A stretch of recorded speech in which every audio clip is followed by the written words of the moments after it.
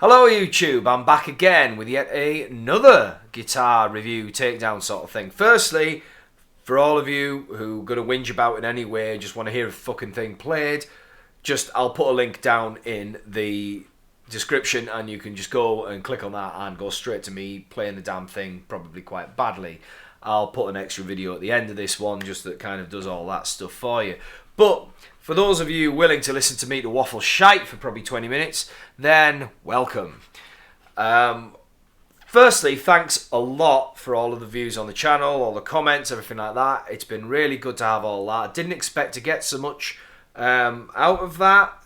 Hopefully I've saved some people some money with the AliExpress Telecaster one. But what I was going to do is I put ads on it, and I thought, you know, I did actually just set this up, and I was like, yeah, let's just put some on. Didn't expect to get that many views, so obviously YouTube's sending me a check soon. I was like, wow, cool, not loads, but I thought I'll put the money back into the channel and I'll do a review of another guitar. And I thought what I was going to do originally was a Harley Benton.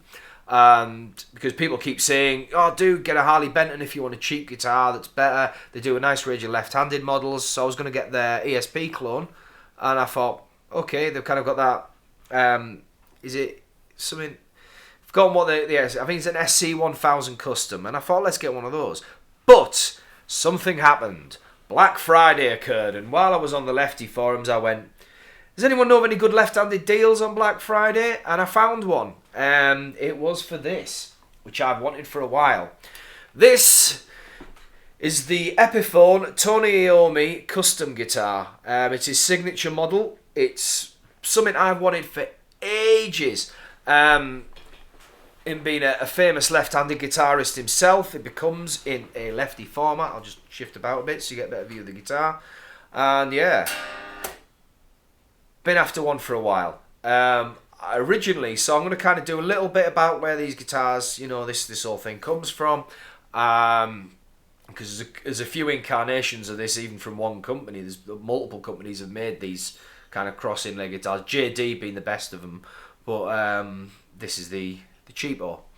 So originally this was the one that came out. I think the Gibson might actually predate it, but this is the first Epiphone that came out. You can see it's a bit different to this one. This is the one I originally wanted when I was a kid, because when I was like, wow, yeah, that's cool. It's in left-handed. It's a black SG. He's got these Gibson USA Tony Iommi humbuckers that all the models have. They're really nice. I've actually got one. If you can see that cork guitar in the background, that's had one in a neck for the past like 10 years. I love that. I love that as a neck pickup. But you can see there's some differences. The original one, it was a solid mahogany guitar, but it has only has the crosses so far up there. It's got all black hardware. It's got a input jack as well, is notable, because the input jack is on the front, whereas this one has one in the side. So this is a much improved version. Well, some people really love this version, the old version. But I didn't. This is the crosses, and I was kind of like, ah man. And the reason is because I saw the Gibson Custom Shop version. Now this is the Gibson Custom Shop. I can't remember if this was before or after this one or at the same time. But as you can see, it's got the crosses going all the way up the inlays. It's got, I think it's got an ebony fretboard. It's got, it does have a chrome pickups, but it does have the nickel hardware, and it's got the much thicker scratch plate. I think it's a 4-ply scratch plate. So roll on to 2015, and Epiphone have released a much similar version. This is the new one, the Tony Iommi Custom thing. This is the one I've got here. So this one, yeah, it's made in China. Yeah, it's, you know, but it does have these Gibson USA humbuckers in it, which I love. And as you can see there, I'll probably put a better comparison up that I've done. It is much more similar to the Gibson. It is really similar to the Gibson version. It's got the nickel hardware. The big difference is the headstock. They've got a totally Epiphone Gibson headstock thing going on there. But like the scratch plate is the same sort of 4-ply, same position for the knobs, same position for that. And it's got, obviously got those inlays, ebony fretboard. So this was much more expensive. The original, the second one there, the G400, that was, I think it was about £400 when it came out, which was a great deal because the pickups are about 240 quid anyway. So I was like, well, shit. This thing retailed at $650. So this is probably one of the most expensive Epiphones you're going to see. But Black Friday came along and it was $450. So I thought, shit, I'm going to have that. And you know, like, it arrived pretty quickly. I had to play with it. It did have some issues though. And I am going to kind of go into detail. Please don't think that I am totally fucking bitching about this thing, right? Because I like this guitar, but it did have a few issues, and I think maybe Epiphone should up the QC a little bit. We'll call out slightly on that, especially when you're paying $650 for a guitar, regardless of where it's made. You have a company with a wallop to do that, so you know. But just to be straight with you here, I like this guitar. I'm not whinging or bitching about it, but if I didn't talk about these things, it would be a shit review. Some guitarists might call some of these things a little bit of a deal breaker, or might not be willing to invest that much money into a guitar, especially if they're paying retail and not super £200 off prices. So yeah, before we do that, I did an unboxing video, but I thought that was kind of a bit boring. So you do get a few things in the box. Truss rod, adjuster, Allen key, sticker, yep, a poster, yep, and an owner's manual in case you forgot how a guitar worked, and this little stupid picture thing, some old guy in there, and yeah, check that shit out. Tony Iommi, and if you can see that, if I can get that in view, no I can't, it is signed by Tony Iommi. And that is a real fucking signature. You can tell it's like biro. I don't know about Jim Rosenberg's. That kind of looks a little bit printed.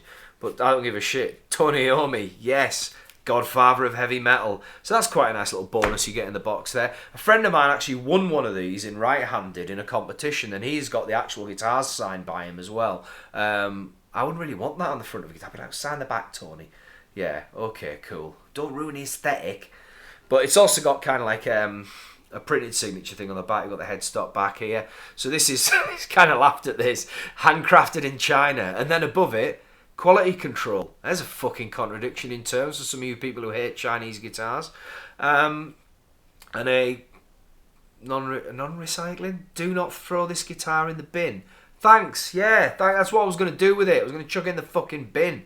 Why is that on there? Don't throw his guitar in the bin you just paid like 650 quid for. Oh, thanks, guys. Great job.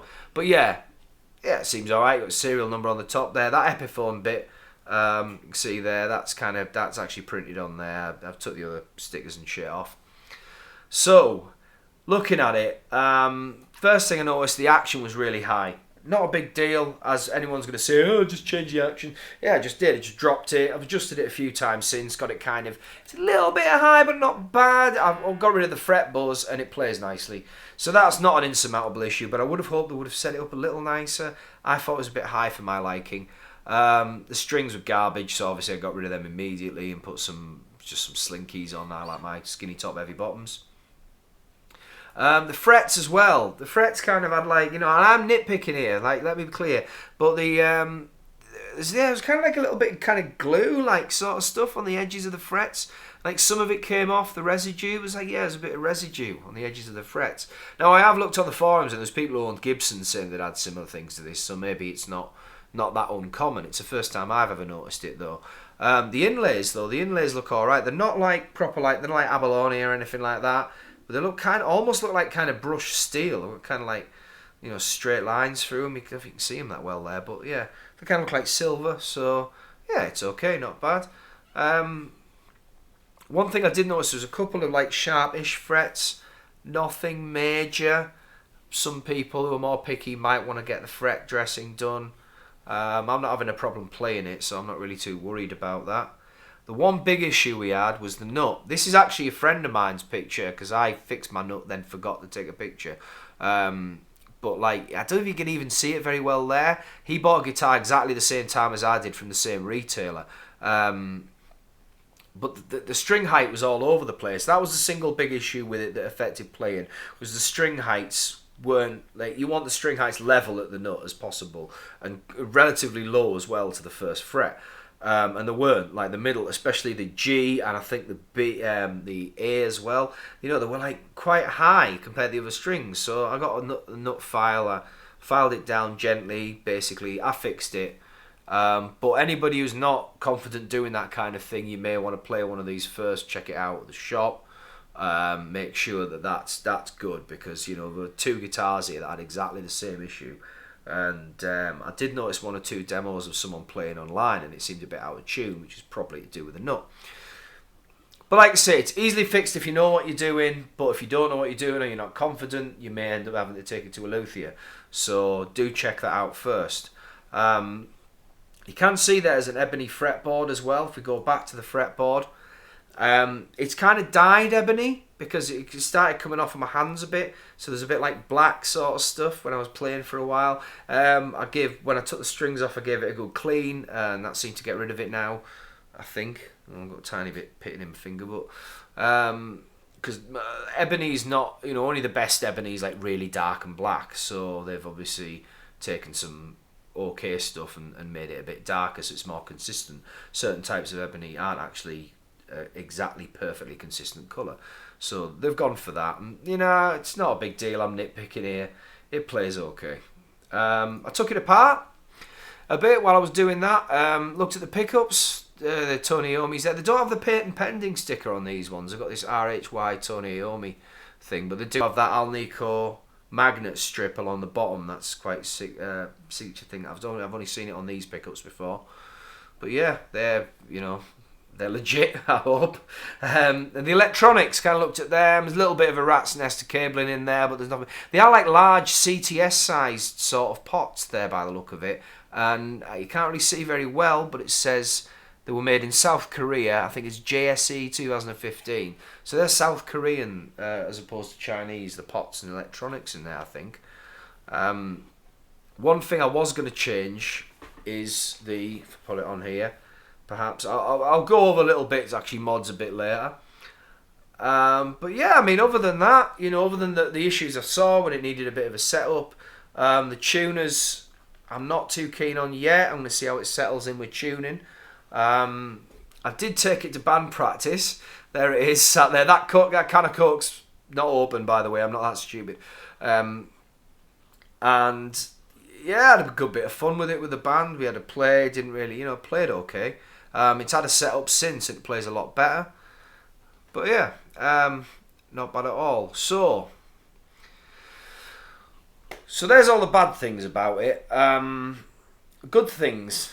Love the pick guard, nice thick 4-ply pick guard there. The pickups are obviously awesome. We can't say enough good things about those. The input jack, I quite like what they've done with that. The recessed input jack is very different to any SG I've seen. Maybe someone can tell me there's another one that's got it on. The electronics seem totally fine, like I say. I love the nickel hardware on the bridge. It's a shame the pickups aren't nickel as well. What I would like to do, I would prefer the black ones. It's a shame they don't have an option for the black ones, but you know, still looks pretty nice. A bit more contrast to this aesthetic. I might replace this. I actually ordered a random one for China, but it did turn up with Epiphone on it, so like engraved on it. So it is an Epiphone part, like a nickel topped one with an actual real metal top. It's exactly the same part as that otherwise. Unfortunately, you can't just unscrew that because the thread's slightly different. But yeah, I was thinking of putting that on silver screw. I'm thinking of changing these knobs for some nickel ones. If I can find them, I can't find them in the UK. I would like some just like solid nickel to go with the rest of the hardware. If not, there were some with abalone tops on them that look pretty cool. Make it, spice it up a little bit. Other things really. I mean, that's about it. What I'm going to do next, I'm going to cut this video. You've had a good look at what the guitar's made out of, and you're now going to hear what it sounds like.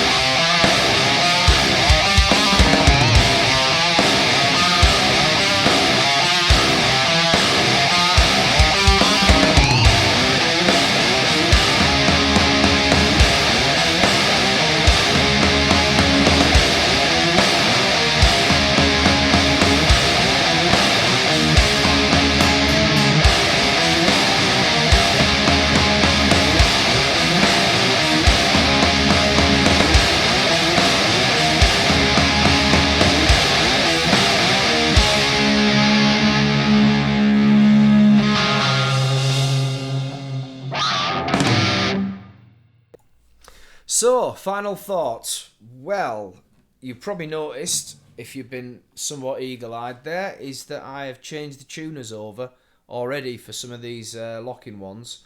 And I got the black ones, I quite like them like that.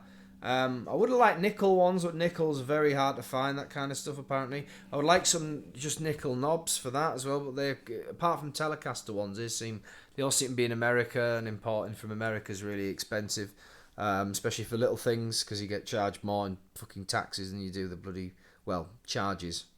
But I was going to look for some abalone sort of topped chrome sort of knobs for that, possibly, or black ones. I'm probably going to change this for the nickel one, and other than that though, you know, the only big issue has been tuning stability, and it's still not perfect. I think it might be plugged in here, so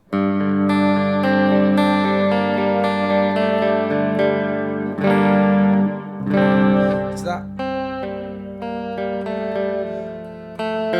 either the G or the B just seems a bit sharp, especially at this end, which implies to me it's an issue with the nut. The nut just needs sorting out, because it was getting stuck before on the old tuners. I've put a little bit of graphite in the things, and I've filed the holes down a bit so the strings are more even at the fretboard.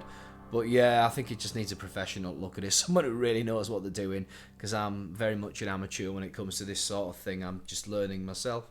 Other than that, pretty good. Nice electrics. Might put a coil tap on it. Tempted for that at some point, but it's not essential. And yeah, it's a cool looking guitar. It wasn't a ridiculous price, I suppose. And make of it what you will. There's a sound demo there you've already heard. Feel free to leave any comments, like, subscribe of course, and I'll be back as soon as I can with a new video.